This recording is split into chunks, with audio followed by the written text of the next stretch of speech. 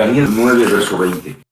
Aún estaba hablando y orando y confesando mi pecado, dice Daniel, y el pecado de mi pueblo Israel, y derramaba mi ruego delante de Dios, soy el que soy mi Dios, por el monte santo de mi Dios. Aún estaba hablando en oración cuando el varón Gabriel, a quien había visto en la visión al principio, volando con presteza, vino a mí como a la hora del sacrificio de la tarde, y me hizo entender y habló conmigo diciendo: Daniel, ahora he salido para darte la sabiduría y entendimiento.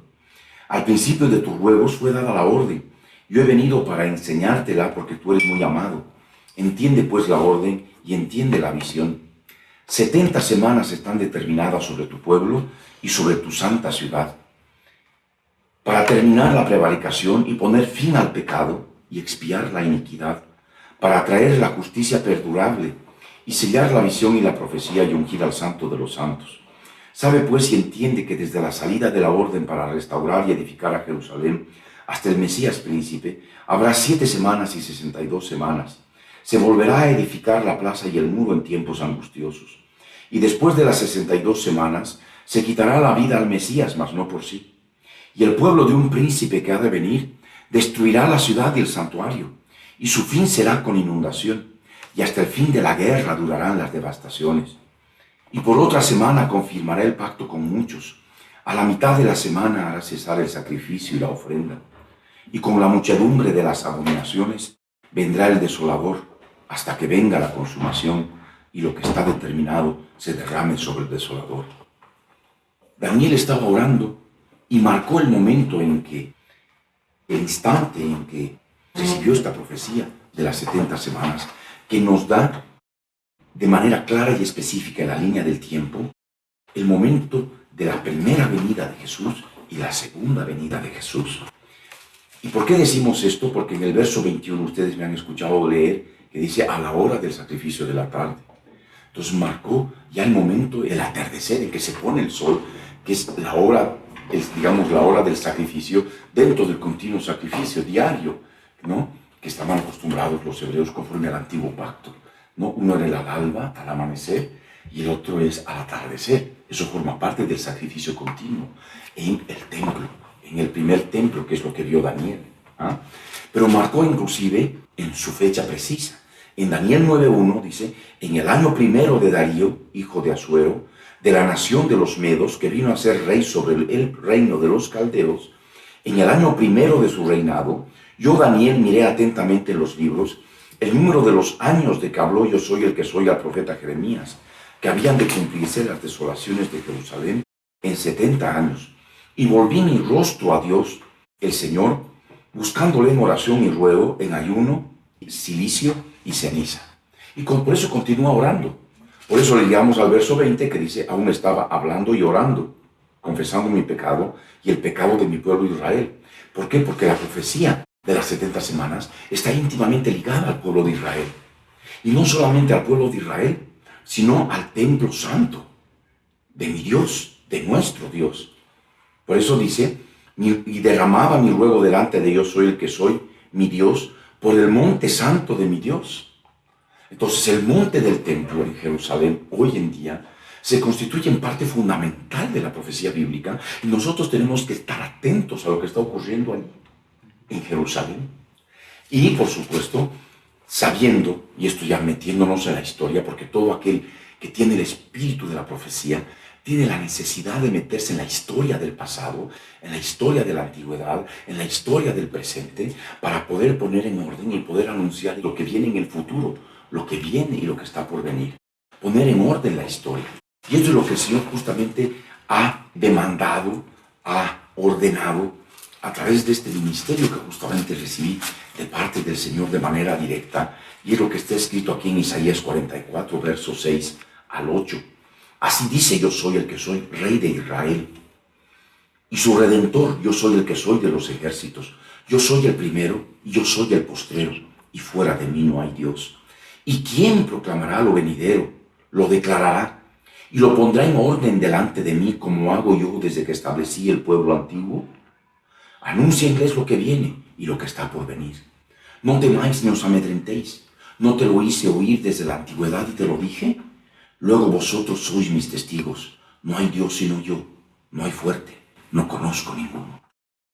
Y es a través de este ministerio que recibí directamente del Señor Jesús, aquel 10 de agosto de 1987, a las 5 de la tarde, hora de La Paz, Bolivia, que el Señor justamente me delegó la responsabilidad de poner en orden la historia desde la antigüedad, como Él ya nos lo había escrito, ya nos lo había dicho a través de la Biblia, a través de sus siervos, los profetas, para que nosotros en el tiempo del fin podamos nosotros determinar verdaderamente ya toda la historia puesta en orden y de esa manera también anunciar lo que viene y lo que está por venir, también en un orden establecido, porque eventos desordenados son mitos, mas eventos puestos en su respectivo orden en la línea del tiempo ya es historia. Y a través de ese trabajo que el Señor me ha permitido presentar en los Estados Unidos en el año 2007, con el libro La medida del tiempo, la profecía bíblica, ¿no? Y por supuesto a través de una cantidad de prédicas, y aún así el Señor me ha permitido poner en orden hasta el reinado de David, hasta el reinado de Salomón, el momento en que se pone la piedra fundamental de la edificación del primer templo, inclusive ya desde Adán hasta Jacob, está todo armado. Solamente me falta completar algunos detalles en relación a la Pascua, el día en que Moisés salió con el pueblo de Israel de la esclavitud de Egipto, ¿no? Bajo Faraón. Inclusive con este trabajo se ha de poder determinar cuál era el faraón que gobernaba Egipto, porque hay muchas corrientes, Ramsés II, o qué eran los Ixos. Entonces hay siempre una pelea entre los historiadores y arqueólogos para ver quién tiene la razón, pero en realidad con este trabajo que está fundamentado en matemática, partiendo desde la fundación del Estado de Israel, el 14 de mayo de 1948, a las 16 horas 32 minutos 00 segundos, en que Ben Gurión terminó de leer el acta de independencia del Estado de Israel, ¿no? Se ha podido armar en la línea del tiempo toda la cantidad de eventos que están marcados aquí en la Biblia, con día, mes, año, horas, minutos y segundos, determinando un Dios que es un Dios eterno, que ha sido testigo de todos los sucesos de la historia y los ha revelado a sus siervos los profetas que han plasmado en la Biblia. Y esos números no están por casualidad. Esto estamos hablando de una manera literal, tal cual como está determinada en la Escritura, y solamente poniendo el número de los años en el orden preciso, determinado, por supuesto con los detalles que también nos da la historia, establecida por una cantidad de descubrimientos arqueológicos que han hecho los arqueólogos, los historiadores, los astrónomos, para poder armar toda la historia del Medio Oriente, especialmente con los imperios, el imperio neobabilonio, lo que son los asirios y los persas y los griegos y los romanos, cuya historia está justamente, gran parte de su historia también está marcada aquí, en muchos detalles relacionados con el pueblo judío. Es por eso que durante años se ha predicado de que Israel es el reloj de Dios, pero no se podía determinar. Decir, sí, porque hay que estar atentos. Pero esto ha cobrado mayor significado, porque es un verdadero reloj, porque está marcada en su historia escrita en la Biblia, con día, mes, año, horas, minutos y segundos. Es algo maravilloso, ¿no? Y de esa manera proclamamos lo venidero. He estado proclamando lo venidero, declarándolo, porque el Señor me ha permitido ponerlo en orden delante de Él. Dice, como hago yo desde que establecí el pueblo antiguo. Y esto es justamente el orden desde que ha puesto sobre la tierra al hombre, desde la antigüedad, desde que hizo esta nueva creación, dejando de lado la otra antiquísima creación que hablábamos hace un momento, que ha sido destruida por el ángel del abismo y sus ángeles, y después por Lucifer y sus ángeles. Y de esos, los restos de toda esa creación destruida son los homínidos, ¿no? Que los confunden con que son los antepasados del hombre, y no es así. Hablan de un eslabón perdido y nunca lo van a encontrar, porque eran homínidos, así como dinosaurios y toda esa cantidad de seres gigantescos que están en los museos de paleontología, que efectivamente han habitado sobre la faz de la Tierra, pero por la caída de estos ángeles, ¿no? y sus respectivos otros ángeles que se han sublevado contra Dios, han destruido toda esa creación, y por lo cual la Tierra ha quedado vacía y desnuda, como nos dice Génesis capítulo 1, el verso 1 y el verso 2, ya en todo su contexto. Entonces, de esta manera nosotros poniendo en orden la historia y entendiendo el orden, podemos anunciar lo que viene y lo que está por venir. Y sobre todo para el tiempo del fin, porque a nosotros nos corresponde anunciar la segunda venida del Mesías. Porque ya la primera venida del Mesías, ya la sabemos, está revelada en nuestro interior. Tenemos a Jesucristo en nuestro corazón. Y sabemos ya, inclusive poniendo en orden, de manera específica, el instante exacto en que Él ha muerto en la cruz del Calvario. También marcado con día, mes, año, horas, minutos y segundos. Entonces, y por ello continúa esto y dice, anunciaré lo que viene, lo que está por venir. No temáis ni os amedrentéis. No te lo hice oír desde la antigüedad y te lo dije. Y aquí vemos que desde el Génesis está lo que está escrito y se ha puesto en orden. Y todo lo que nos ha dicho, ahora está también, ha sucedido y está sucediendo. Y sabemos que estamos ya en la parte final del advenimiento del Mesías, en su segunda venida. Y por eso dice, no temáis ni os amedrentéis, porque son cosas terribles que vienen. Estamos hablando de despoblación, estamos hablando de exterminio de la gran parte de la población del planeta. Estamos hablando de juicios terribles, como hace unos momentos hablamos, el sexto sello, el séptimo sello, luego vienen las 7 trompetas y luego vienen las 7 copas de la ira. Una cantidad de aspectos espantosos que ha de ocurrir en la faz de la tierra bajo un gobierno mundial, el gobierno de la bestia. Entonces, y la Escritura dice, espanto será entender estas cosas en aquellos días. Pero los entendidos, los que tuvieran sabiduría y entendimiento, un corazón sencillo para poder entender todo esto. Entonces, y ahí donde nosotros, con este conocimiento, con la sabiduría, el entendimiento que Él nos da, porque no hay dónde perderse. Porque esto no es algo que decir, no, lo tengo que creer por fe, es un dogma. No hay tal. Es real, es contundente, es preciso, es matemático. Si vemos nomás el método científico, que una teoría, una hipótesis demostrada con ciencias exactas ya no tiene carácter de teoría, sino tiene carácter de ciencia. Eso es lo que se ha hecho con este trabajo. La hipótesis de que el testimonio de Jesús, que es el espíritu de la profecía, es verdad, es real. Y se ha demostrado por medio de ciencias exactas, matemáticas elementales, astronomía elemental y relatividad elemental. De tal manera que comprendiendo principios fundamentales de estas 3 ciencias, se entiende perfectamente la medida del tiempo que Dios ha permitido que se ponga en orden justamente la parte final para anunciar su venida, su segunda venida, y hacerles entender cómo se ha producido la primera venida y cómo también se ha cumplido de manera exacta a través, entre tantas profecías de medida del tiempo, la profecía de las 70 semanas que justamente estoy explicando ahora. Entonces, el Señor nos dice, no temáis, no os amedrentéis, no te lo hice oír desde la antigüedad y te lo dije. Y nosotros al entender, al tener la sabiduría, decimos, es cierto, es un Dios exacto, es un Dios preciso, tiene un control preciso del tiempo. Entonces dice, luego vosotros sois mis testigos. Ahí nos constituimos no solamente en creyentes, sino en testigos de Jesucristo. Que tenemos el testimonio de Jesucristo, que es el espíritu de la profecía. Porque si la primera venida fue anunciada por profetas, por medio de profecía, los que creyeron justamente estuvieron con Él, no solamente con su muerte, sino hasta después de su muerte, y creyeron como nosotros hemos creído en su muerte y su resurrección, aunque haya ocurrido hace casi 2000 años, pero lo creemos por el espíritu de la profecía. De la misma manera también para anunciar su segunda venida por medio de profecía, que es, como hemos visto hace un momento, hasta Enoc, ¿no? 7º desde Adán, anunciaba la segunda venida de Jesús.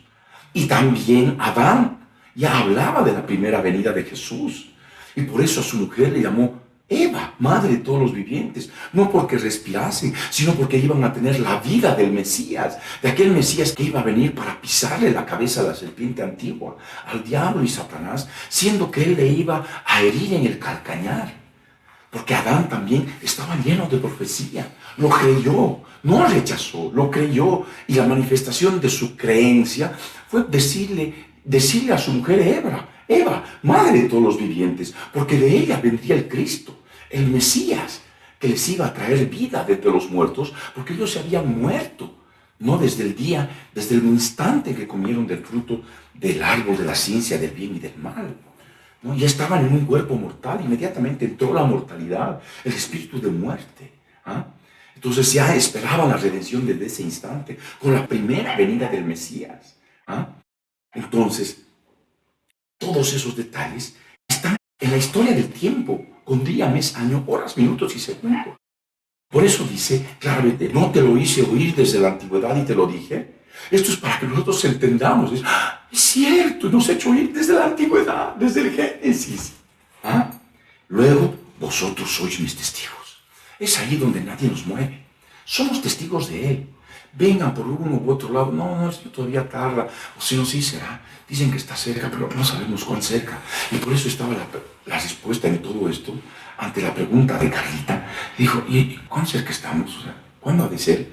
Y ahí me quedé, es tan amplia la respuesta, que es justamente ahora por el Espíritu de Dios compartirles brevemente, porque esto podría ser un estudio mucho más largo, pero voy a tratar de resumirlo al máximo, pero para que ustedes ya tengan lo elemental, para que esta palabra quede verdaderamente en sus corazones.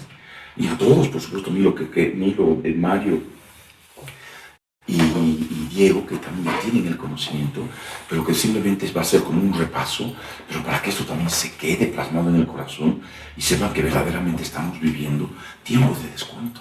Es muy breve. ¿Ah? Entonces, nos constituimos así en testigos de Jesús, ¿no? Luego, vosotros sois mis testigos.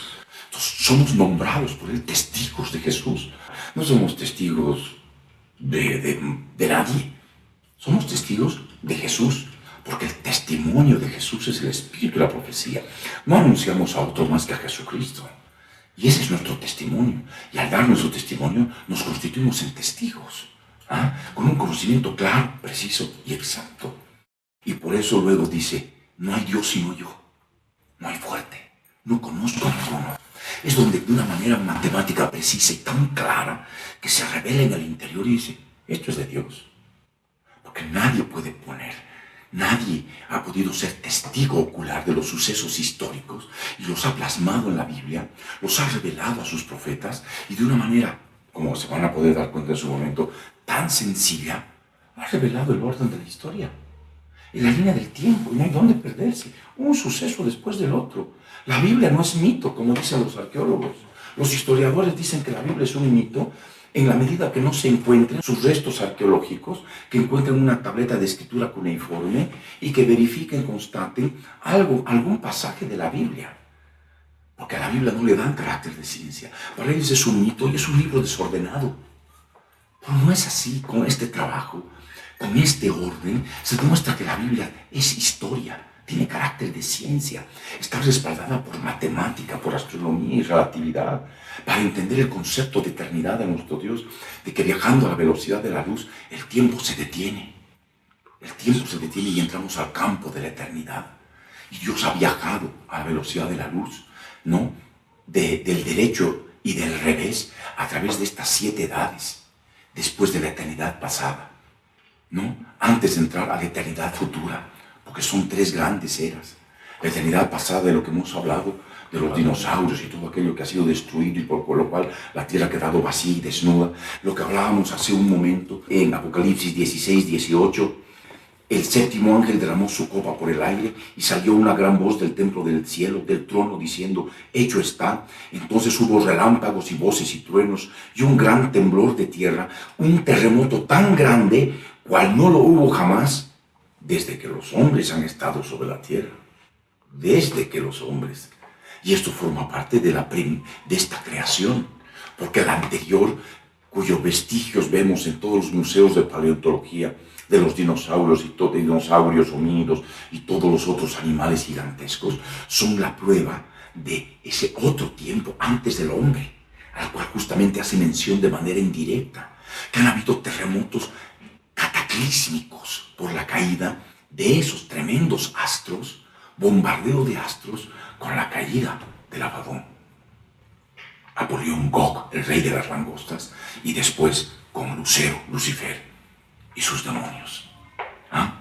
Lo que ocurre en el campo espiritual se manifiesta en el campo físico, terrenal. ¿Ah? Su caída en el campo espiritual se manifestó en el campo terrenal con el bombardeo de astros. Y por lo cual hubo prácticamente un invierno nuclear, y por lo cual la tierra quedó vacía y desnuda, como dice Génesis, el capítulo 1, el verso 1 y 2, dice: en el principio creó Dios los cielos y la tierra estaba desordenada y vacía, y las tinieblas estaban sobre la faz del abismo, y el Espíritu de Dios se movía sobre la faz de las aguas. Estaba desordenada y vacía. O sea, se exterminó toda creación que vemos ahora. Veíamos algunos años atrás, en el Salar de Uyuni, en la parte más alta de Bolivia, encontraban restos de seres anfibios, de seres marinos. ¿Ah? Entonces, ¿pero cómo es posible? ¿Cómo ha sucedido esto? Por supuesto, la tierra ha sido cubierta por diluvio. Toda la tierra, por agua. ¿Ah? Y por supuesto, mucho antes ha tenido que ocurrir también esto, ¿no? Semejante terremoto ha tenido que provocar que los mares todos entren y arrasen por sobre toda la faz de la tierra. ¿Ah? Entonces, en base a esto, vemos de que hay esas tres grandes eras: la eternidad pasada, la segunda edad, que está marcada por 7 edades, y la tercera era, o la eternidad futura, en que, habiendo Dios destruido con fuego la tierra y los cielos, cuando se van a rebelar contra Jesús de Nazaret, después de 1000 años, toda la humanidad se va a rebelar contra él, van a querer hacerle como prácticamente un golpe de estado. Es ahí donde no ha de haber más, y del cielo va a caer fuego, y la tierra y todos los elementos que hay en ella serán deshechos, y no habrá más memoria de ella. El Señor creará cielos nuevos y tierra nueva, y la nueva Jerusalén, aquella ciudad de oro, de 2000 kilómetros de lado, un cubo de 2000 kilómetros de lado, y puertas de perlas, 3 puertas de perlas en sus 4 lados, al norte, al sur, al oriente y al occidente. Va a primar en un nuevo estado de cosas, que es la eternidad futura. Entonces ahora estamos hablando de esta segunda era, ¿no? Y vemos el salmista, por eso dice que la presencia de nuestro Dios va de la eternidad a la eternidad, y es pasando a través de una medida del tiempo, que es justamente marcada por día, mes, año, horas, minutos y segundos, que es el orden que se puede poner todo esto desde la antigüedad, partiendo desde el instante en que Israel se ha constituido en nación, como estaba profetizado. Entonces, teniendo este concepto, ¿no?, entramos de lleno a la profecía de las 70 semanas, cuando dice: al principio de tus ruegos fue dada la orden, y yo he venido para enseñártela, porque tú eres muy amado. Entiende pues la orden y entiende la misión. 70 semanas están determinadas sobre tu pueblo. Semanas estamos acostumbrados a relacionar con semanas de días, los días de la semana. Pero hay un pasaje en las Escrituras, Levítico 25, verso 8, dice: y contarás 7 semanas de años, 7 veces 7 años, de modo que los días de las 7 semanas de años vendrán a serte 49 años.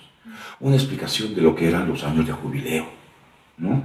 Que cada 7 semanas de años tenían que hacer descansar la tierra, perdonaban todas las deudas, ¿no?, conforme al antiguo pacto, al pacto hecho con Moisés, a través de Moisés.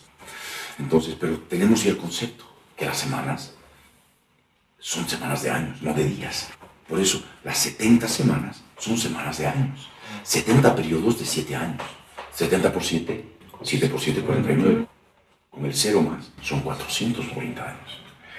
490 años de 360 días. Y vamos a determinar por qué en un momento. Entonces, ¿por qué los 360 días? Entonces dice: 70 semanas están determinadas sobre tu pueblo. 490 años están determinados sobre tu pueblo. ¿Cuál pueblo? El pueblo de Israel. Y el pueblo que ha sido injertado en el pueblo de la promesa a través de Abraham, ¿no? Que sabemos que el Señor le mostró las estrellas del cielo y le dijo: así será tu descendencia, o como la arena del mar. Y esto a través de la venida del Mesías y el nuevo pacto. Y a través de creer en Jesucristo, siendo nosotros ramas silvestres, somos injertados en el buen olivo para ser partícipes de la rica savia, ¿no?, como lo hacen las ramas naturales, que es el pueblo judío. Y bebemos de esa rica savia como si fuéramos parte del mismo pueblo. ¿Ah? Y aquí está justamente lo que Daniel le dice: 70 semanas están determinadas sobre tu pueblo. ¿Ah? el pueblo judío. Pero ese pueblo judío no solamente está en Israel, porque también está en la diáspora. Porque a través de Moisés, el Señor determinó que si desobedecían, ¿no?, iban a ser dispersos por sobre toda la tierra. Y es por eso que se habla de la diáspora, que significa dispersión. Y hay pueblo judío en toda la tierra. Y nosotros, cuando conocemos a Jesús en cualquier lugar de la tierra y ser injertados en el buen olivo, al igual que ellos, somos parte de la diáspora. Somos dispersos. ¿Ah? Y de esa manera ya somos parte del pueblo de Dios. Estamos en la dispersión. Y estamos ya así como el pueblo judío ve a Jerusalén, ve lo que está ocurriendo con el monte del templo. Nosotros estamos igual. Y atentos a lo que está pasando en Israel, lo que está diciendo su primer ministro, ¿no? Lo que está sucediendo en toda su vida política y toda su relación con las naciones del mundo. Porque ahí somos parte de ese pueblo, somos parte de esa nación, porque hemos sido injertados en el buen olivo por medio de la sangre que el Señor Jesús ha derramado en la cruz del Calvario. Porque de gentiles y judíos el Señor ha hecho un solo pueblo. Eso dice la Escritura. Ya vamos a tratar de correr, pero es la realidad. Eso es lo que tienen que entender ustedes por el testimonio de Jesús, que es el Espíritu de la profecía. Entonces, 490 años están determinados sobre tu pueblo y sobre tu santa ciudad. ¿Cuál es la ciudad? La ciudad de Jerusalén, a la cual nosotros tenemos que estar atentos a todo lo que ocurre en ella. Y por ende, el monte santo de mi Dios, de nuestro Dios, el monte del templo. Y dice, para terminar la prevaricación, ¿qué es la prevaricación? Dice constantemente la justicia ordinaria, ese juez ha cometido prevaricato. ¿Ah? El juez que comete prevaricato es, conociendo las leyes, las transgrede para favorecer al culpable, declararlo inocente, y al inocente declararlo culpable. Y es por eso que se habla del prevaricato. Y vemos que la prevaricación en toda la tierra es una realidad. La justicia del hombre es trapo de inmundicia, ¿no? Y como dice el profeta Habacuc, específicamente para nuestros días, dice la profecía que vio el profeta Habacuc: ¿hasta cuándo hoy yo soy el que soy, clamaré y no oirás? Y daré voces a ti a causa de la violencia y no salvarás. ¿Por qué me haces ver iniquidad y haces que vea molestia? Destrucción y violencia están delante de mí, y pleito y contienda se levantan, por lo cual la ley es debilitada y el juicio no sale según la verdad, por cuanto el impío asedia al justo, por eso sale torcida la justicia. Y es la prevaricación, especialmente en donde, en la profecía, Jerusalén, la ciudad de la profecía, Israel. ¿Ah? Y ahí hablamos de los prevaricadores. El monte santo de Dios está en poder de otros. ¿No? Eso es injusto porque está escrito, el monte santo es de él, ¿no? El ejército de Israel, el Tzahal, en la Biblia, cuando habla de yo soy el que soy de los ejércitos, habla no solamente de los ejércitos celestiales, sino del ejército de Israel. Es su ejército. ¿Ah? Entonces, y sabemos en base a la profecía que ese ejército va a ser disuelto. Le van a entregar al gobernante mundial, al cuerno grande del macho cabrío, para que sea pisoteado. El santuario le van a entregar también a él, el tercer templo, ¿ah?, al gobernante mundial. Entonces, he ahí la prevaricación. Y cuando vemos a Tommy Lapid, que dijo, vivimos en la era de las computadoras y Dios vive en algún lugar de Seattle, preparando el siguiente lanzamiento de Microsoft, ¿no? Y decía, tenemos que hacerles ver cuán equivocados están ellos, los judíos ortodoxos, que creen en el Dios de la Biblia, queriendo cambiar la creencia en el Dios de la Biblia, no por otro Dios, el nuevo Dios de Israel, el rey de las computadoras, relacionado con Seattle y con Microsoft. Eso también es prevaricación. ¿Ah? Es injusticia. ¿Me entienden? Porque son leyes dadas a nuestro Dios, que hay un solo Dios y es Él. Él es el Dios de Israel. No puede entrar otro en su lugar. Sabemos por la Escritura, es el anticristo. Es aquel que ha de ocupar el lugar de Dios.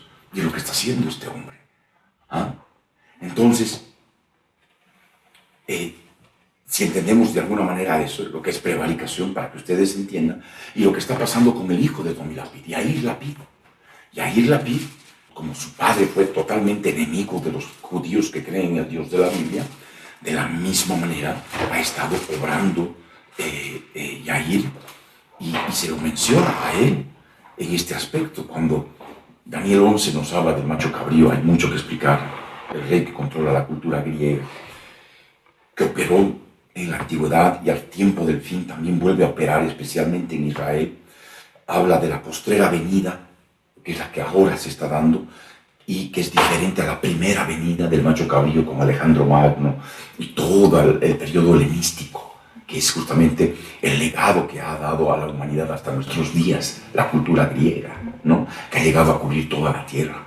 Pero ahora hay otra manifestación del macho cabrío, que es justamente lo que está pasando en Israel, que quieren cambiar el nombre del Dios de Israel, que se lo rechace al Dios de Israel y se ponga otro, que es el nuevo Dios de la era de las computadoras, relacionado con Microsoft y con Seattle.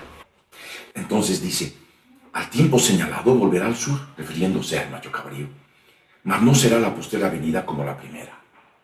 O sea, porque la primera sabemos, Alejandro Magno, el primer cuerno grande, los 4 cuernos, no sé si alguna vez escuchaste predicar respecto de esto. Sí. ¿Y qué dice? Porque vendrán contra él naves de Quitim y él se conquistará. Y así terminó su primera venida. Porque las naves de Quitim, no, eran las naves del Imperio Romano, que vinieron y conquistaron todo lo que quedaba de Grecia, ¿no? El reinado de los Ptolomeos y de los Seleucidas, de los tracios, macedonios, de aquello que se había desmembrado el imperio de Alejandro Magno. Y Roma absorbió toda esa cultura griega para sí. Pero eso conquistó al macho cabrío en su primera venida. Por eso dice, y él se conquistará. Pero luego continúa, dice, y volverá. Y ahí hay un paso del tiempo, siglos, a actuar ya nuevamente en Israel, ¿no? Es la postrera venida. Y se enojará contra el pacto santo, que es el pacto con Moisés. Por eso aparece Tommy Lapid y su hijo Yair Lapid enojados contra el pacto hecho con Moisés. Los sacerdotes son exentos de participar del ejército de Israel y él ha hecho promulgar leyes para que vayan al ejército. Forma parte del antiguo pacto de que toda la nación, el Estado de Israel, todas las tribus, tienen que sostener a los sacerdotes.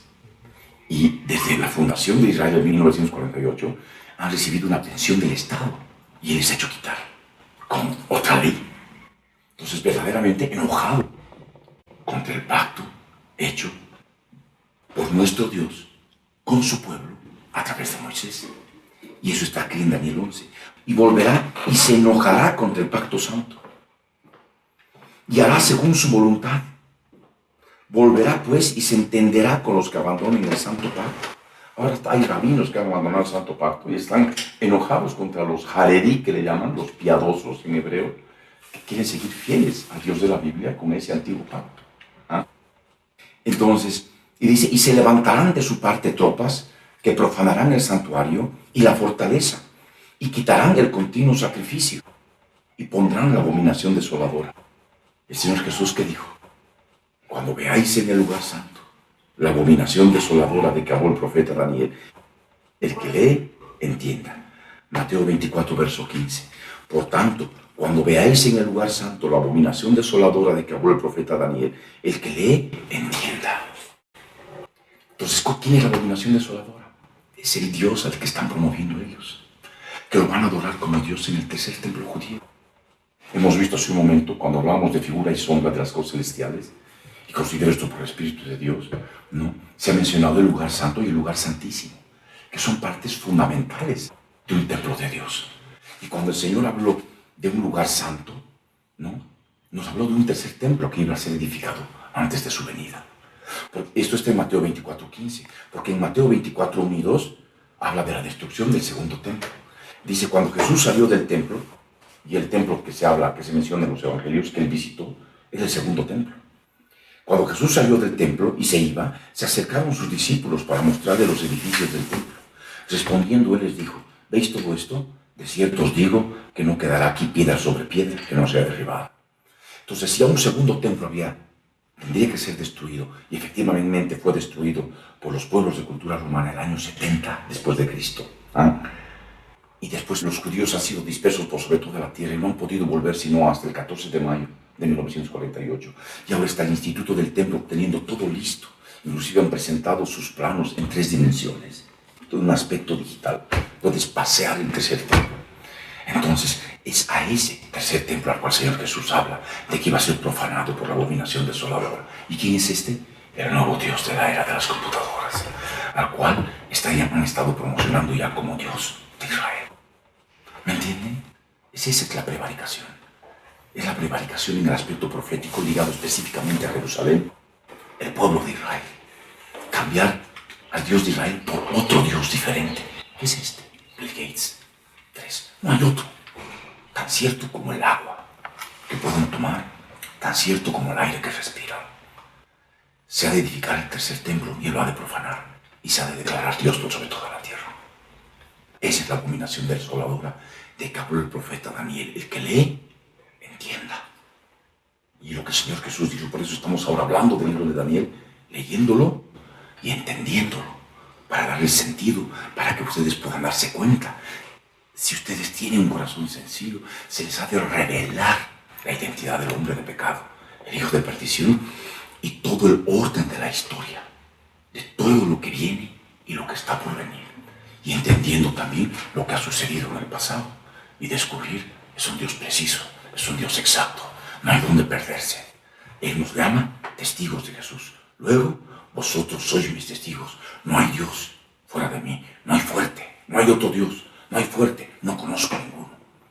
Así se revela, y de tal manera que nosotros firmes, aunque sea hasta la muerte, sabemos en qué Dios, en cuál Dios hemos creído. El único Dios verdadero, que no nos van a decir, no, este es Dios, ni nada. Sabemos en quién hemos creído. Entonces dice, volvemos a Daniel 11:31, y se levantarán de su parte tropas de Yair Lapid. Netanyahu se está cada vez debilitando más. Y Yair Lapid y todos los secuaces que tienen a este Dios de la era de las computadoras van a tomar mayor poder político. Han manifestado el enojo, por eso se han promulgado leyes para torcer las leyes de Dios del antiguo pacto, enojados con ese pacto, de tal manera que los sacerdotes ahora tienen que ir al ejército, han tenido que ser absorbidos por la productividad de Israel y están trabajando porque no tienen con qué llevar a sus familias numerosas el plato de comida. Han tenido que abandonar las yeshivas, las escuelas sacerdotales. Y viejitos están teniendo que buscar que trabajar, porque ya los ha pescado en una edad y nadie les da el trabajo. Entonces ha provocado mayor hambre y destrucción. Hay una maldad terrible que se ha dado a través de este hombre. Siendo ministro de Finanzas, inmediatamente que se promulgó la ley, porque tenía el rodillo en el Knesset, en el Parlamento israelí, no giró más los cheques. Y de la noche a la mañana se han visto sin tener que comer. Y han tenido que buscar trabajo. Los más jóvenes han conseguido. Y los de las corporaciones los tienen, como leemos en los anuncios de prensa, especialmente el Jerusalem Post, al cual estoy suscrito, lo pueden hacer, háganlo. Se van a llenar de profecía a cada momento de todo lo que está ocurriendo en Jerusalén, en el monte del templo, en la tierra de Israel y su relación con las naciones del mundo. Van a embeberse más de la profecía, teniendo conocimiento de la profecía. Pero es allí donde dicen que las corporaciones están prefiriendo contratar a los ortodoxos y a los ultraortodoxos, porque son gente que no miente, es gente honesta, es gente que cumple su trabajo, están felices con ellos. ¿Ah? Pero ellos han tenido que abandonar el Santo Pacto. Este es el cumplimiento de la profecía. Tienen que ir al ejército de Israel. Estaban exentos de esto, ahora están obligados a llevar armas. ¿Ah? Siendo que el ejército es tan grande que no lo necesita.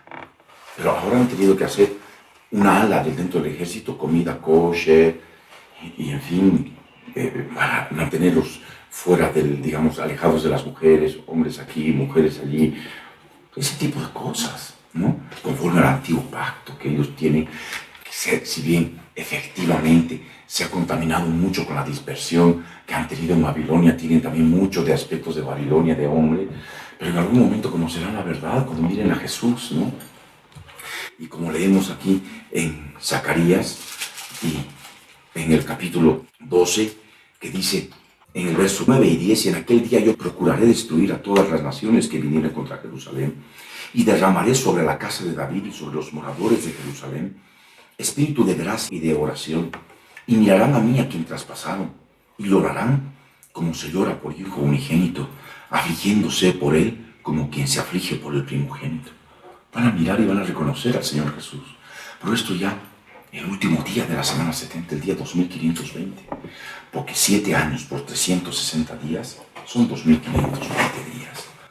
Entonces, con con este preámbulo de lo que es ya la abominación desoladora que habló el profeta Daniel, ustedes van a poder darse cuenta de lo que se ha dado ya en la primera venida de Jesús y van a poder entender ya con mayor claridad la profecía de la segunda venida de Jesús que estamos viviendo justamente ahora.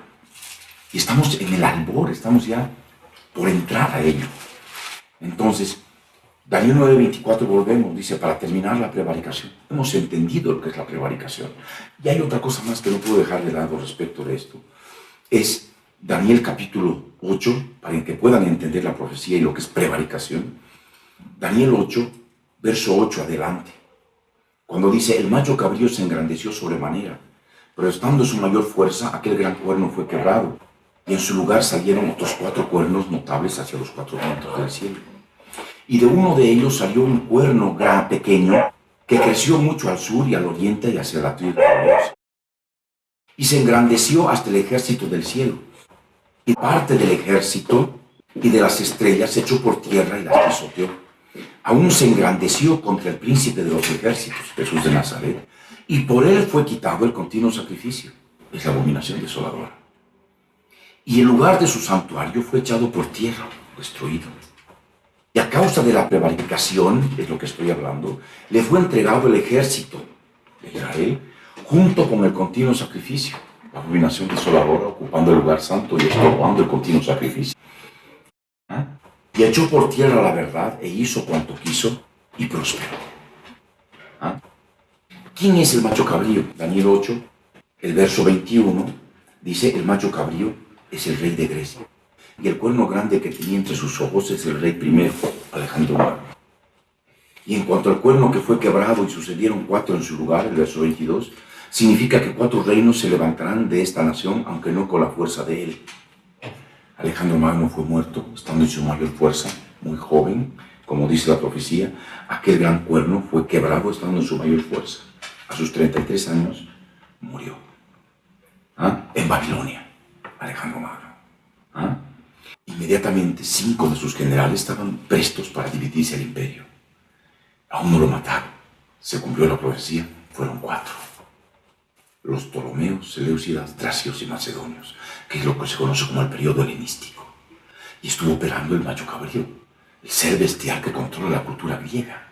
Así como el espíritu de mentira opera en el pecado de mentir en el corazón, estas son fuerzas espirituales bestiales que cubren toda la tierra. Y nos movemos en nuestra vida cotidiana con ellas. En el drama, comedia, tragedia de las telenovelas, de las películas, está el macho cabrío. ¿Me entienden? Está la cultura griega en ese concepto. Por supuesto, asimilar aquello que no podemos agarrar, eso el Señor se encarga, nosotros no podemos hacerlo. ¿Me entienden? Cada cosa en su momento, ¿no? Si no seríamos exagerados. Tenemos el conocimiento de la profecía para prepararnos, para poder anunciar, pero no para que queramos hacer lo que el Señor va a hacer, porque Él es el que va a destruir al macho cabrío. Con Él nosotros vamos a venir en sus ejércitos, vamos a pisotear a los reyes bestiales, vamos a quitarles todo su reino que tienen sobre toda la faz de la tierra. Entonces, todo esto se va a dar para luego que instaure un reino de la cultura bíblica, un reino mundial de milenios. Entonces, cuando suceden esos 4 cuernos, no debemos entender que fueron 4 hombecitos y con eso terminó la profecía. Estamos hablando de cuernos espirituales, de fuerzas espirituales del macho cabrío, que han llevado a la cultura griega hasta toda la tierra. Por eso ha habido olimpiadas en la China, va a haber olimpiadas en el Brasil, y democracia hasta en la China. Hablamos de la democracia popular de Mao Zedong, ¿no? Entonces, hay diferentes tipos de democracia, pero la cultura griega, Alejandro Magno era otro dictador. Lugar que conquistaba, establecía rápidamente democracia. Él era un amante de la democracia, pero era el rey, era el imperio. Y se hacía adorar como Dios. Aquella persona que venía a él y se postraba, él con su reglita, arcaicamente, sabía cuánto le adoraba de acuerdo a la distancia que tenía su frente al suelo. Ahora este otro va a hacer lo mismo, porque es la misma función del macho cabrío, pero esta vez con la tecnología del tiempo del fin en que la ciencia se ha aumentado.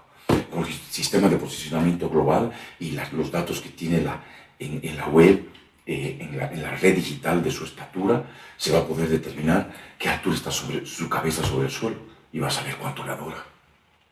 el mismo principio que hacía Alejandro Magno, pero esta vez a nivel digital.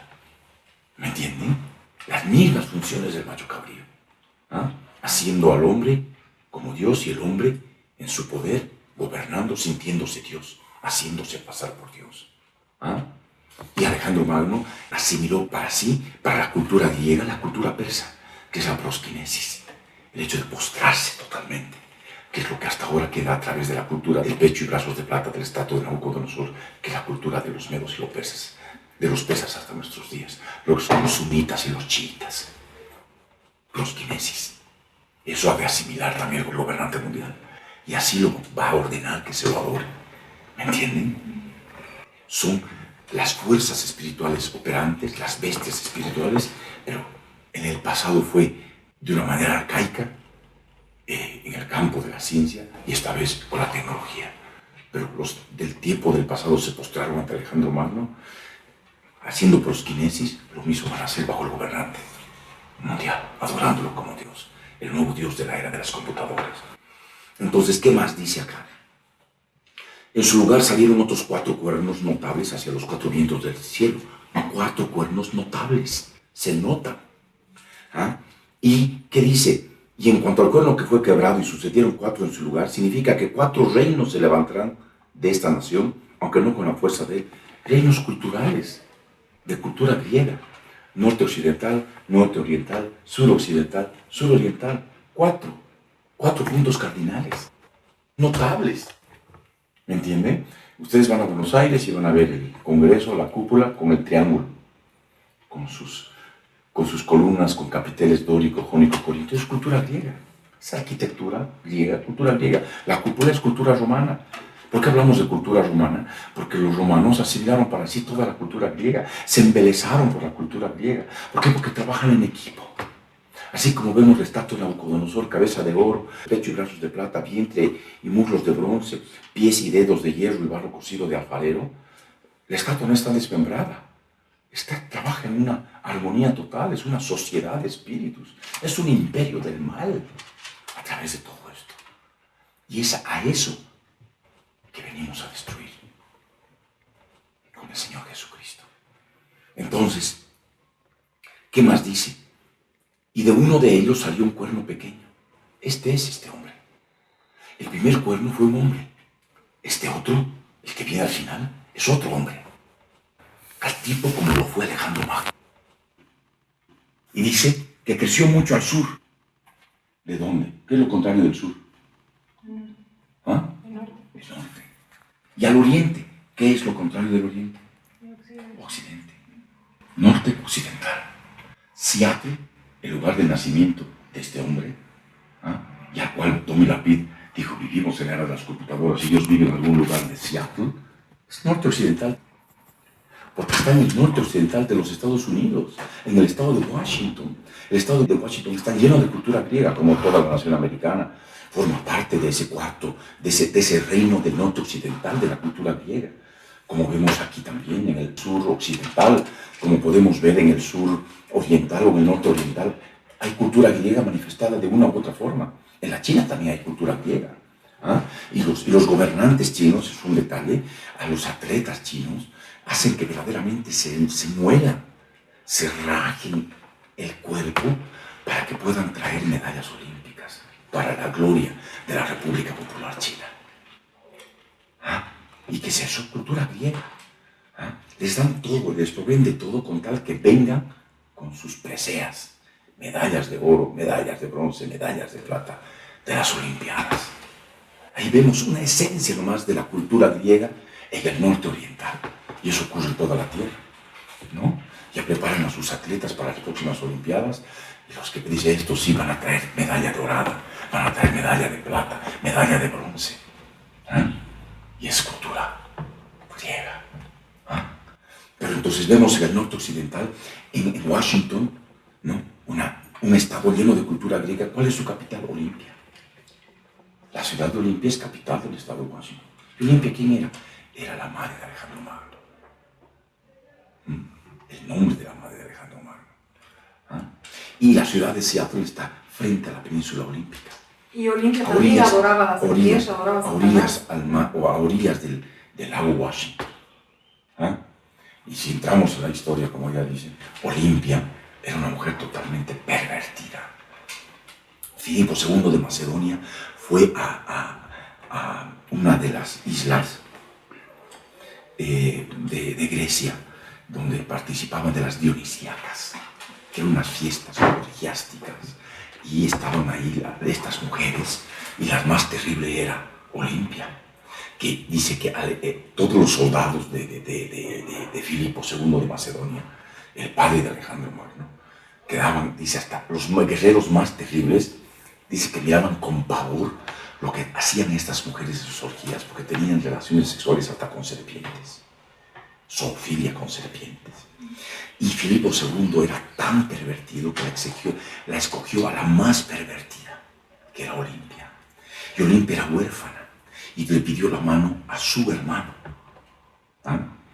Entonces, y se la llevó, y de tal manera de que manifiesta el detalle de que él un día llegó de una campaña de guerra y vio por el ojo de la cerradura de la habitación de Olimpia, porque estaba cerrada, y la vio a ella teniendo, como la había visto, al escogerla para casarse, teniendo relaciones sexuales con una serpiente.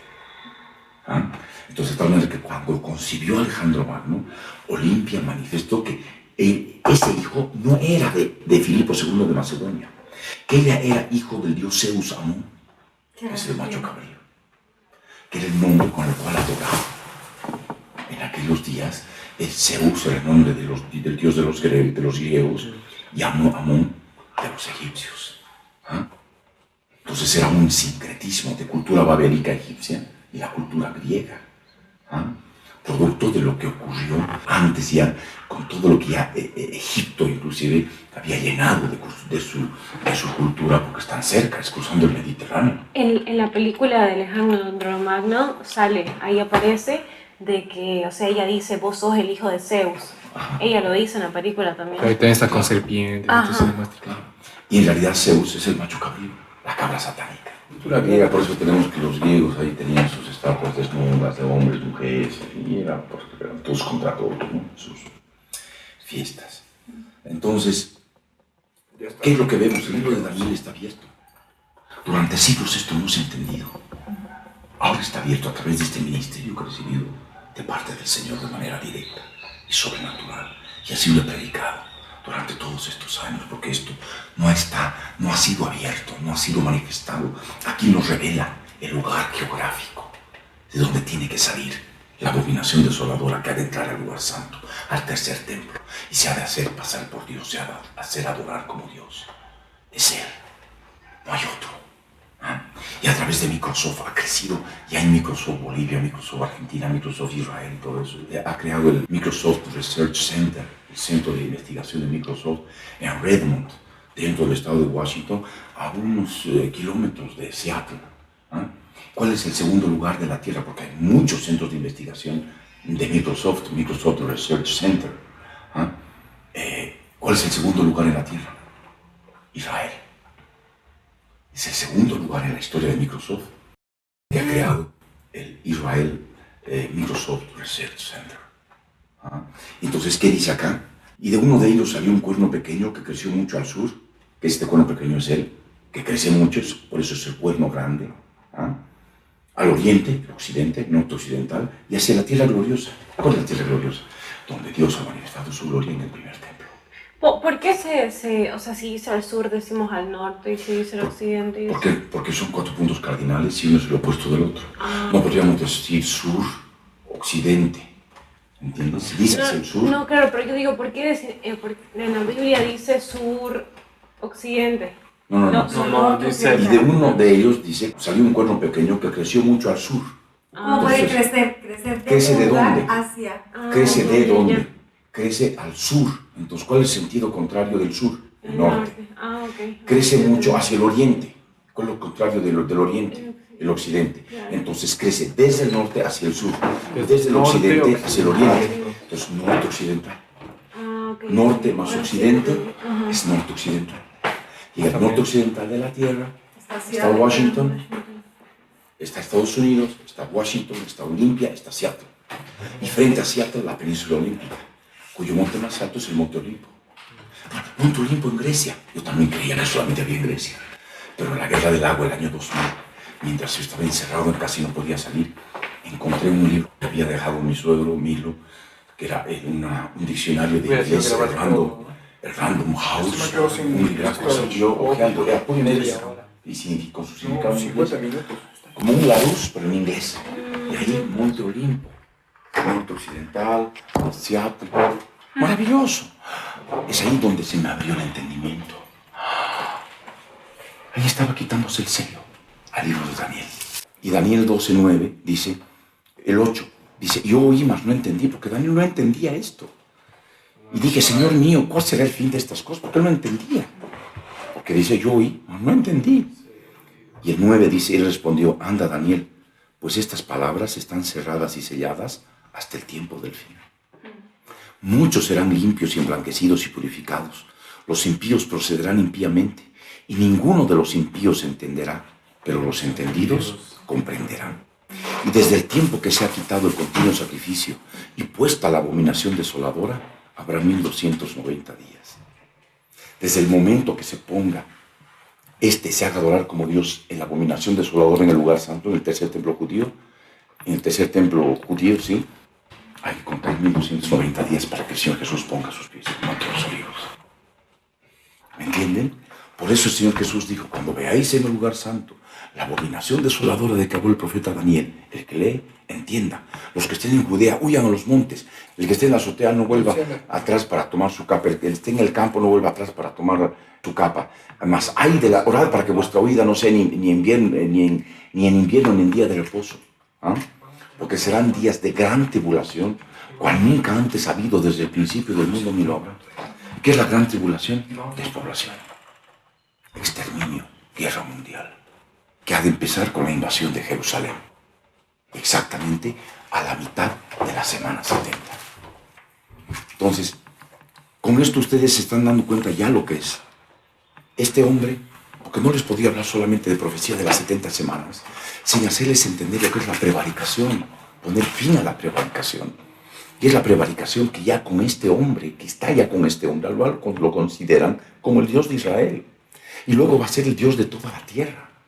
Eso es prevaricación desoladora, lo injusto. Están cometiendo prevaricato, ¿me entienden? Porque le van a dar a lo que le pertenece a nuestro Dios, se lo entregan a otro.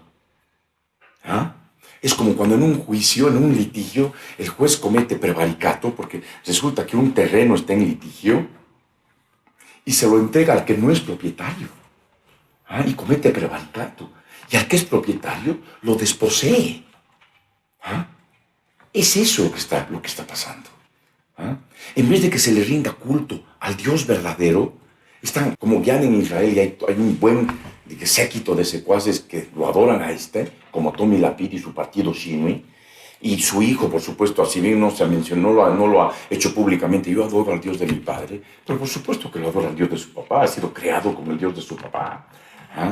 Entonces, en su momento, por supuesto, él va a estar llevándolo en hombros, metiéndolo al lugar santo, y la abominación desoladora puesta en el lugar santo, quitando el continuo sacrificio. Porque el continuo sacrificio lo van a hacer ese día en la madrugada, pero teniendo que venir el de la tarde, se va a estorbar. ¿Por qué? Porque va a entrar, en ese intervalo, va a entrar y se va a hacer adorar como Dios, haciéndose pasar por Dios. Es esa la realidad. Entonces, por eso dice, y de uno de ellos salió un cuerno pequeño que creció mucho al sur y al oriente y hacia la tierra gloriosa.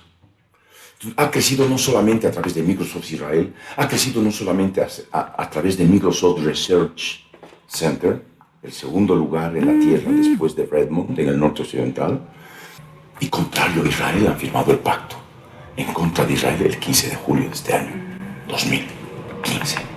Está preparándose la invasión a Jerusalén. Esta mañana leía del nuevo embajador de Israel ante las Naciones Unidas que Israel no ha de permitir el control multinacional del monte del templo. ¿Por qué? Porque ya ellos están viendo y que Israel que va a ser sola, está sola. Netanyahu en la 70ª Asamblea de las Naciones Unidas ha dicho, Israel, mi pueblo está solo, y hay el silencio de las naciones. Irán habla de que vamos que quieren asesinar a mi pueblo, quieren asesinar a mi gente, ante el silencio de las naciones. Y se ha quedado como un minuto en total silencio. Y los miraba enojado. Silencio. ¿Cuándo va a hablar? ¿Cuándo va a hablar? No había cuándo hable. ¿Cuándo continúe con el discurso? Para amanecer más énfasis en el silencio de las naciones. Así como cuando Hitler hablaba de la destrucción, del exterminio del pueblo judío antes de la Segunda Guerra Mundial, y las naciones pues estaban en silencio, se está repitiendo la historia, porque no hay nada nuevo debajo del sol. Lo que ha de ser, fue ya.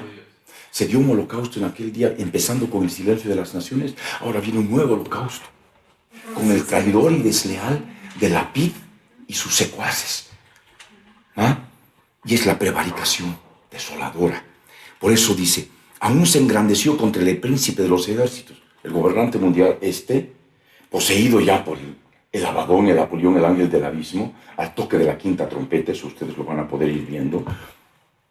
Se va a enfrentar contra Jesús, va a blasfemar contra él, va a blasfemar de su tabernáculo, de los que moran en el cielo, va a hacer estragos al Dios de la Biblia. ¿Ah? Y bueno, y continúa y dice, y por él fue quitado el continuo sacrificio, la abominación desoladora puesta en el lugar santo. Y el lugar de su santuario, el tercer templo, fue echado por tierra, lo va a destruir. ¿Cuándo? A la mitad de la semana 70, eso vamos a ver. Y a causa de la prevaricación, le fue entregado el ejército de Israel, se lo van a entregar como producto del pacto final de paz y seguridad en Israel. Ahora Israel está sola y pronto va a ser obligada a que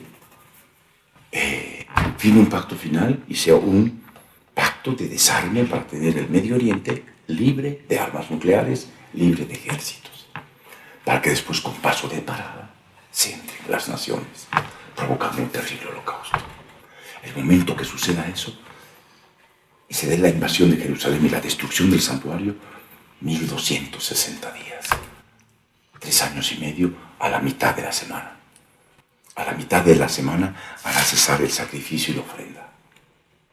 Dice, y con la muchedumbre de las abominaciones vendrá el desolador. Hasta que venga la cosa. ¿Quién es el desolador? Es la abominación desoladora. Bill Gates, poseído por el Abadón, el Apolión, el ángel del abismo, invadiendo Jerusalén y destruyendo el tercer templo. ¿Me entienden? Y es ahí donde empieza un nuevo holocausto del pueblo judío en su propia tierra. Y eso va a empezar y eso va a continuar en todo el planeta, porque quieren apoderarse de todo el planeta. Dicen que en el planeta hay mucha gente, hay que salvar el mundo, hay que despoblar el mundo. Ted Turner, el dueño de la CNN, 95%. Hay que disminuir la población del planeta. Bill Gates, innovación a cero. La población tiene que tender a casi cero para que no haya más dióxido de carbono. ¿Han visto ustedes? Esto es lo que viene. Es un holocausto, es la gran tribulación, cual no ha habido antes. Es a nivel mundial. Ay de las mujeres que estén en cincle de aquellas que críen en aquellos días, dice el Señor Jesús para ese contexto. Entonces, ¿qué más añade aquí en Daniel 8? O sea, ¿esos días uno no se puede embarazar? ¿Ah? Puedes, pero vas a sufrir más de antes. No todos, porque yo creo que el Señor también va a tener misericordia. De los que son de su pueblo, obvio, ¿me entiendes? Esto es porque Por el Espíritu. Claro. Hay parejas que no van a querer concebir. Y el Señor Jesús les dijo, mira, vendrán días en que dirán bienaventurados las estériles que no concibieron, ¿no? Y los pechos que no amamantaron. Y esto es lo que justamente viene. Y yo sé de hermanos que han dicho, pastor, nos estamos casando, pero no vamos a tener hijos. Hay otros que todavía siguen teniendo, cada uno con su propia fe. Claro, pero muchos Yo siempre creo que hermanos tener que tienen misericordia. hartos hijitos y se han ido a comprar lugares en el campo, lejos, donde no hay ni internet, no hay nada. Habla de que el Señor va a mandar a su iglesia a obedecer, ir al campo. Hay algo, pero también que dice, ¿verdad? Que muchos dicen, bueno, no, vendrá como ladrón en la noche y listo, no importa saber más de la profecía, porque total va a venir como ladrón en la noche. Y en 1 Tesalonicenses 5, 1 al 8, en sí hay muchos versículos, pero es el más claro, Léelos. del 1 al 8, que dice, pero acerca de los tiempos y de las ocasiones, no tenéis necesidad, hermanos, de que yo os escriba, porque vosotros sabéis perfectamente que el día del Señor vendrá así como ladrón en la noche, que cuando digan paz y seguridad, entonces vendrán sobre ellos destrucción repentina, como los dolores a la mujer encinta, y no escaparán. Mas vosotros, hermanos, no estáis en tinieblas para que aquel día os sorprenda como ladrón, porque todos vosotros sois hijos de la luz e hijos del día. No somos de la noche ni de las tinieblas, por tanto no durmamos como los demás, sino velemos y seamos sobrios. Pues los que duermen, de noche duermen, y los que se embriagan, de noche se embriagan. Pero nosotros, que somos del día, seamos sobrios, habiéndonos vestidos con la coraza de fe y de amor, y con la esperanza de salvación como hielo. Y habla, es muy claro, digamos, acá lo que habla de que es como ladrón de la noche para aquellos que no se van a preparar. Y justamente dice, pero ustedes, hermanos, no son de las tinieblas de la noche como para que venga como ladrón. Y en sí este es el más claro de los muchos que hay, ¿no? Y es muy, o sea, es más extenso. Después de que habla que el sello tiene que ser abierto, sin siquiera saber, digamos, mucho de lo que sería la medida del tiempo todo, una persona que entiende que cuando este sello sea abierto va a saber las medidas, porque tiene que saber las fechas en que el Señor va a revelar a través de sus profetas que ha sido abierto con esta obra. Después en Apocalipsis 3:4 también dice, acuérdate pues de lo que has recibido y oído, guárdalo y arrepiéntete. Pues si no velas, vendré sobre ti como ladrón. Si no velas. Si no velas. Ahí está. Y no sabrás y también si no velas, no sabrás a qué hora vendré sobre ti. Pero tienes unas pocas personas en Sardis que no han manchado sus vestiduras y andarán conmigo en vestiduras blancas porque son dignas. Tienen pocas personas que van a ver eso. Y van a No, y también conocer, digamos, también está la palabra en Amós, que la palabra del Señor dice, y no hará nada el Señor, sino antes de revelárselo a sus siervos los profetas. Entonces, sí, efectivamente, el Señor Jesús en ese momento, a los de esa generación, ¿verdad? Pues porque ustedes no saben cuándo va a ser el día y la hora. ¿Por qué? Porque a ellos no les competía saber los tiempos y las ocasiones. Él mismo les dijo, a ustedes no les compete saber los tiempos. Cuando el Señor Jesús hablaba de la generación que iba a venir, era de la generación que iba a ver los terremotos en diferentes lugares, el evangelio del reino predicado en todo el mundo, las pestes, las hambres, a la abominación desoladora en el lugar en el que habló el profeta Daniel. Esa generación, era para esa generación todo eso. Entonces, tú dices, no, el día y la hora nadie lo sabe. Y el Señor Jesús dijo, el día y la hora nadie lo sabe, más como en los días de Noé, así serán los días antes de la venida del Hijo del Hombre. Y así como Noé supo cuándo tenía que entrar el arca, nosotros también vamos a saber cuándo vamos a tener que estar. Y no solamente eso, también dice agarra, porque también si el padre de familia supiere cuándo viene a venir el ladrón, si supiere cuándo viene el ladrón, lo voy a estar esperando, porque sé que va a entrar a las 3. Claro. Desde antes, pero sabes que va a llegar a las 3, porque sabes a qué hora va a llegar. Pero si yo soy un siervo malo y digo, no, mi Señor tarda en venir, porque el día y la hora nadie lo sabe, entonces como, claro, y como el día y la hora nadie lo sabe, y voy así, porque ni siquiera van así, van así. Pero también es importante porque el pastor habla de contextos del verbo, entonces no dice y nadie sabrá, dice y nadie sabe, no está hablando en tiempo futuro tampoco. Claro, la medida del tiempo ahí. Exacto, entonces, más sí, obviamente, es cierto, tienes razón con todo el tema de la gramática, pero, o sea, eso es como que tú terminas de armar todo el rompecabezas y lo único que se pueden agarrar es el día y la hora, nadie lo sabe. Pero el Señor Jesús puso un más ahí. Y de ahí, y eso es lo que... Y el verso que sigue, el Señor sigue hablando de medida del tiempo, porque día y hora son medidas del tiempo. ¿Ah? En Génesis hablamos con esta nueva creación, después de la destrucción de los dinosaurios y todo aquello, ¿no? Creó el sol, la luna, y vemos de qué forma la Tierra, girando alrededor de su propio eje, una rotación es 24 horas, un día, ¿no? Y la rotación alrededor del Sol es un año, el año trópico solar de 365 días, punto 24, 26, bla, bla, bla. Entonces, hay una medida del tiempo en relación a las rotaciones de la Tierra, alrededor del Sol y alrededor de la Tierra. Y Dios, en su manera de medir el tiempo, como hay formas de medir el tiempo, es lo que tiene los años de 360 días. ¿Ah? ¿Cómo se determina esto? Acá en Apocalipsis, y es con... Así como la relatividad nos enseña que el tiempo es curvo. Cuando hablamos de un tiempo curvo, pues es decir, para calcular un tiempo curvo tenemos que entrar a un cálculo diferencial e integral. Tenemos que entrar ya a medidas infinitesimales para acercarnos por la aproximación al cálculo exacto, ¿no? Pero eso hablamos en millones de años, el tiempo es curvo. Porque esto lo sabemos hasta por matemática elemental, que en periodos pequeños se considera lineal. Y por eso todo el cálculo lo he hecho lineal. Es lineal el cálculo. Así de sencillo, y de esa manera se logra perfectamente las fechas, ¿no? Día, mes, año, horas, minutos y segundos. En un periodo de 6.000 años, el tiempo es lineal, no es curvo. No necesitamos hacer una cantidad de operaciones matemáticas, como se lo dije a la catedrática de doctorado en astronomía, cuando yo pasaba clases el año 2008, y yo entré a astronomía aquí a la facultad, porque dice, bueno, quiero calcular fases lunares, ver más detalles de la medida del tiempo y cosas. Y el resultado que todo era pues, que constelaciones, que nebulosas, el telescopio ahí que tienen en el observatorio aquí en la Nacional de Córdoba. Y ya ha pasado el primer mes, segundo mes, yo preocupado, le dije, mire, yo he venido a aprender esto y creo que no, dígame en qué parte de la Argentina, yo voy a viajar, yo voy a estudiar ahí. Sí, se lo vamos a averiguar, la directora de carrera, que era una doctora en astronomía, doctorado en astronomía. Y me habló y me dijo, mire, eso lo he averiguado, ni en San Juan, ni en La Plata, que tenemos observatorios, dame esto. Entonces, verdaderamente es un campo de la astronomía que no tenemos aquí en la Argentina. Es una rama que verdaderamente no hay. Y mire, me dice, yo le voy a contactar con la otra doctora que da Astronomía 2. Y porque le compartí mi trabajo, todo lo que había hecho. Y ella como que no se interesó mucho, quiso ayudarme, pero verdaderamente estaba como ajena a este campo, porque ella estaba metida en otros proyectos de nebulosas y bla, bla, ¿no? Entonces,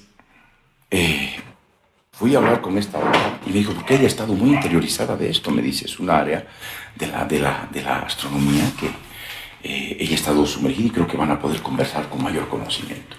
Bueno, entonces me dijo, venga mañana y le voy a decir la hora. Yo fui a hablar y me dio la hora, en fin, en la hora precisa yo fui y ella me escuchó, ¿no?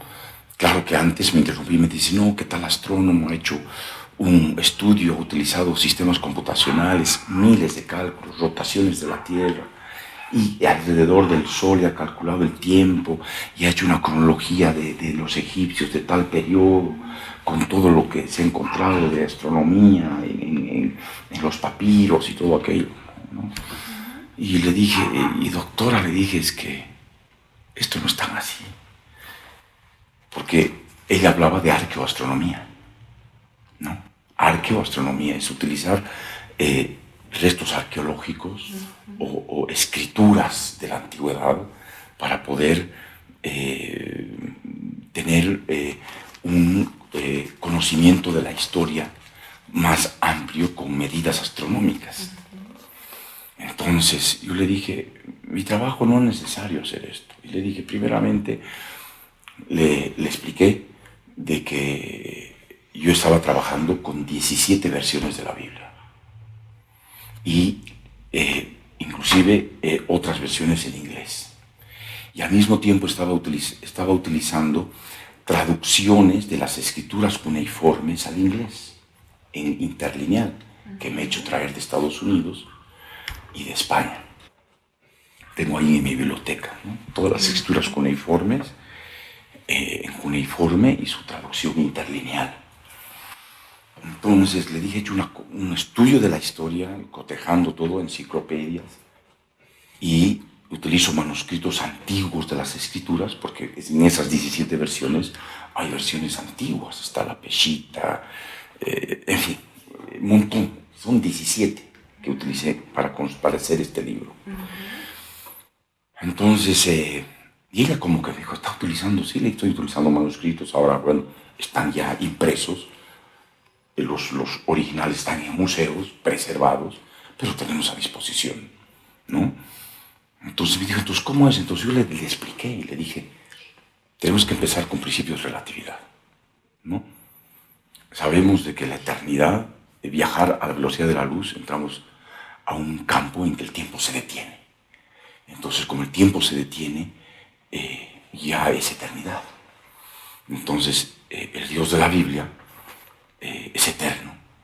Él es luz, y al ser luz se mueve a la velocidad de la luz. Y ha podido plasmar la historia viajando a la velocidad de la luz en su eternidad, ¿no? A lo largo de un determinado periodo de tiempo de 7.000 años aproximadamente, ¿no? del derecho y del revés. Y al viajar del derecho y del revés ha visto todos los sucesos históricos marcados en la Biblia y relacionados con él. Y los han revelado en las Escrituras a través de sus siervos, los profetas. Me escuchaba ella, ¿no? Estaba tan, digamos, picada en su curiosidad, porteña ella. Entonces fue que, y le dije, bueno, usted me dice que hay que hacer cálculos pero tremendos de computadora de millones de años, pero en corto, un periodo de 7.000 años, es lineal. Y vamos a llegar a la misma exactitud. Sí, me dice. Bueno, el trabajo que he hecho es lineal. Y he determinado, y le empecé a dar todo el detalle de la historia. Día, mes, año, horas, minutos y segundos. Nabucodonosor, cuando entró por segunda vez a Jerusalén. Los historiadores tienen 16 de marzo 597 a.C., solamente con tabletas de escritura cuneiforme, con tabletas de arcilla, con datos astronómicos, porque los babilónicos tenían conocimiento de astronomía, el movimiento del sol, de las estrellas, de la tierra, en fin. Tenían los epónimos, cada año elegían un epónimo para poder marcar el tiempo, y en base a los epónimos de tal lugar en que se dio tal eclipse, determinaron medidas del tiempo. Entonces lograron determinar que Nabucodonosor entró a Jerusalén para capturar a Joaquín el 16 de marzo del año 597 a.C. Y esa era mi meta, con mi hipótesis, llegar a ese lugar, a esa fecha. Entonces le dije, con esto, y con este trabajo, y trabajando de manera lineal, manejando hasta 6 a 8 decimales, utilizando el año trópico solar medio que maneja el meridiano de Greenwich, ¿no? He hecho una extrapolación de todos los datos numéricos que nos da la Biblia, ¿no? A la línea del tiempo del calendario gregoriano de uso internacional. Y he logrado la misma fecha que tienen los historiadores. Pero además de esto he añadido horas, minutos y segundos. Y he logrado del reinado de Josías, y le empecé a hablar, ¿no? En el tiempo estaba mucho más fresco todo esto. Pero esto es espectacular, me dijo, esto es espectacular. ¿Cómo lo ha logrado? Traiga eso. Y en 2007 yo había presentado en los Estados Unidos el libro. Entonces, pero no presenté los cálculos.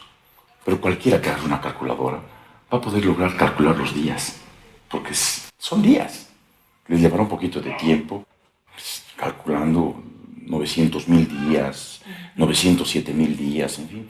Pero van a llegar. Pero es otra cosa manejar la exactitud con horas, minutos y segundos. Que eso es algo que inicialmente el Señor me permitió.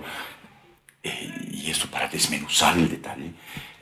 Tenía el calendario gregoriano de uso internacional, tenía el calendario juliano,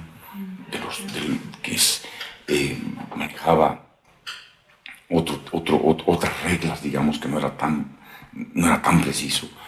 El calendario gregoriano, ciclos de 400 años, cada 400 años el año que debería ser bisiesto no es bisiesto, porque ya a través de los años bisiestos de cada 4 años se pasa un día a través del año, a través de todos esos 400 años. Entonces hay que quitar un día en el periodo de 400 años, cada 4 años un día bisiesto, 366 días y todo lo demás. Entonces, y le expliqué también esto. Entonces le dije, bueno, y he descubierto que la Biblia, y es lineal, el Dios de la Biblia utiliza años de 360 días. Porque en Apocalipsis 12 dice de que una mujer va a estar sustentada por 1260 días. Y en el mismo capítulo dice que va a ser por tiempos y la mitad del tiempo. Y si tiempo es un año, tiempo son 2 años, y medio tiempo es medio año, hacemos una ecuación lineal, ¿no? 1x más 2x más medio x, que es 3.5x, igual a 1260 días. Despejo x, 1260 entre 3.5, y me da 360 días. El tiempo, la medida de nuestro Dios, de ustedes les digo, pero el Dios de la Biblia, decía yo, porque no le di más datos quién era yo ni nada, para que no haya ya de alguna manera un prejuicio, ¿no? Me presenté como un ingeniero, me gradué en el Tecnológico de Monterrey, creo en Dios, pero estoy asombrado con lo que he descubierto. Y en la Biblia está la historia del tiempo. Me espectacular. Eso es espectacular. Término caucho, ¿no? Espectacular. Porteño, perdón.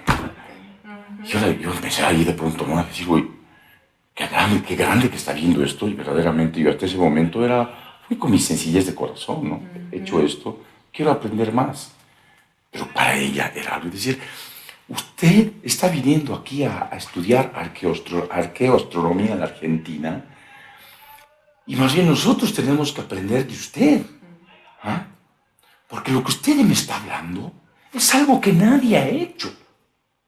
Nadie ha hecho. Y es más, acabando ese libro, le invito a que nos dé un simposio aquí en la Facultad de Astronomía. Y bueno. Entonces, y es real. Veremos qué sucede, en algún momento la visitaré, en fin, pero mi propósito es llegar al cálculo final hasta el primer día de la creación, que ya lo he hecho, en sentido, digamos, en el tiempo del pasado al futuro, pero como voy en este libro del futuro hacia el pasado, desde el momento en que Salomón puso la piedra fundamental del primer templo, transcurrieron 480 años, como dice la palabra, desde que Israel salió de Egipto con Moisés.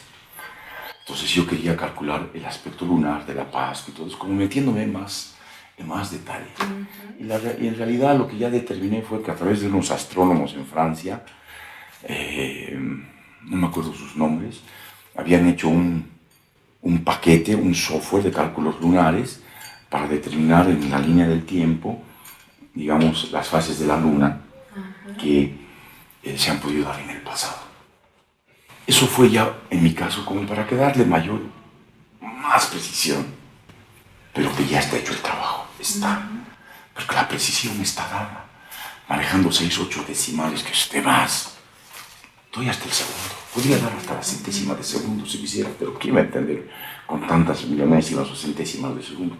Ya no tiene mucho realce. Entonces, y como que a través de todos los aspectos de la obra, en fin, de todo lo que ya me absorbió, porque es una obra tan grande, dije, lo voy a hacer. Quería presentar el libro en la Feria de Matemáticos, el año, creo que es el año 2012. Pero ya nos vimos a la Argentina, ya no me dio mucho el tiempo. Estoy más bien escribiendo una cantidad de literatura, profecía, que ustedes van a poder en algún momento tener a su disposición. Son cientos de libritos, no decenas, cientos de libritos, llenos de profecía y edificación espiritual. Y bueno, para ver que en este tiempo, como los últimos dolores de columna, porque esto ha venido con dolores de columna, era con unos dolores espantosos. Mientras yo tenía los dolores de columna y mordía mi almohada, mi mente seguía trabajando y haciendo los cálculos. Y entendía todo el detalle de la profecía. Entonces, en medio de los dolores, habiendo entendido todo eso, después de una hora y media de dolores exacerbados, mordiendo mi almohada, así, pero mi mente pensando en el Señor y con los versos, inmediatamente fui al escritorio donde estaban desplegadas todas las versiones que podía allí, mi computadora, y tenía mi HP, la tengo ahí, mi Hewlett Packard, iba haciendo los cálculos y más detalles de la línea del tiempo de la historia. Y verificaba y decía, bueno, Josías, los historiadores dicen que ha muerto en diciembre del año 628 a.C. Yo calculé que efectivamente diciembre, pero día, mes, año, hora, minutos y segundos. O sea, cosas maravillosas. ¿Ah? ¿Quién pondrá en orden delante de mí todas las cosas como lo hago yo desde que establecí el pueblo antiguo? He ahí el detalle de este ministerio. Poner en orden la historia. ¿Para qué? Para anunciar lo que viene y lo que está por venir. ¿Entienden? Es esa la realidad. ¿Ah? Entonces, aquí está en Apocalipsis 12, cuando nos dice, y la mujer huyó al desierto, donde tiene lugar preparado por Dios para que allí la sustenten por 1260 días. Son aquellos que se van a ir al campo, a lugares desérticos, refugios. Y aquí en Apocalipsis 12, 14 dice, y se le dieron a la mujer las 2 alas de la gran águila para que volase de delante de la serpiente, Satanás, en su persecución, al desierto, a su lugar, donde es sustentada por un tiempo y tiempos y la mitad de un tiempo. Tiempos y la mitad de un tiempo igual a 1260 días. En una ecuación lineal, x igual a 1260 entre 3.5, 360 días es el año bíblico. Entonces, considerando los años de 360 días y extrapolándolos al cálculo de lo que es la línea del tiempo con el calendario gregoriano de uso internacional, llegamos a las fechas que tienen los historiadores. Y la única fecha que tienen con día, mes y año es esa de Nabucodonosor entrando. Para ellos entró a Jerusalén. En base a la Biblia es la segunda invasión a Jerusalén. La primera sabemos que entró cuando Daniel era joven. Daniel 1:1, con lo que empieza el libro de Daniel.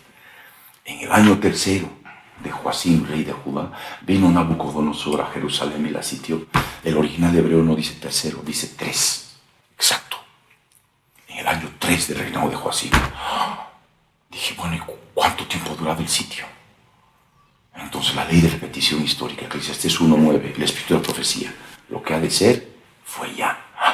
El último rey de Babilonia, el gobernante mundial, ha de entrar a los 3 años y medio de la semana 70. Entonces este ha tenido que entrar a los 3 años y medio del reinado de Joacim. Entonces eran 180 días el sitio. Y lo asumí como hipótesis, que el espíritu de la profecía es una repetición de lo que ha de acontecer en el futuro o en el pasado, porque no hay nada nuevo debajo del sol.